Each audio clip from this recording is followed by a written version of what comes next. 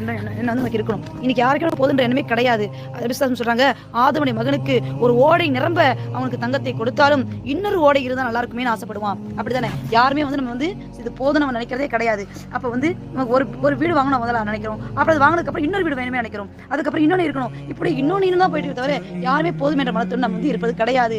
ஆனா போதும் இது அல்ல நமக்கு இது கொடுத்துருக்கான் அல்ஹம்துலில்லாஹ் நினைச்சு அதை நினைக்கும் போது அல்லாஹ் அதுல பரக்கத் நமக்கு கொடுக்குறானா. நான் நபி ஸல்லல்லாஹு அலைஹி வஸல்லம் அவர்களிடம் உதவி கேட்டேன். அவர்களுக்கு உதவி செஞ்சாங்க. யாரு? ஹக்கீம் பின் ஹிஷாம் ரலியல்லாஹு சொல்றாங்க. அவங்க உதவி கேட்கறாங்க, நபி உதவி செஞ்சாங்க. மீண்டும் உதவி கேட்டேன். மீண்டும் என்ன செய்ய வழங்கிவிட்டு, ஹக்கீமே நிச்சயமாக இந்த செல்வம் பசுமையானது இனிமையானதும் யார் இதை போதும் என்ற உள்ளத்துடன் எடுத்துக்கொள்கிறார்களோ அவங்களுக்கு பரக்கத்து இருக்கு. இல்ல எனக்கு இன்னும் வேணும் நினைக்கும் போது அதுல பரக்கத்து அவங்களுக்கு வந்து இருக்காது. அதனால அவர் உண்ட பின்பு வயிறு நிரம்பாதவனை போலாவான். உயர்ந்த கை தாழ்ந்த கிடந்தது. அது எதுல ஒலியா ஹைரும் மின் எதி சுஃப்லா.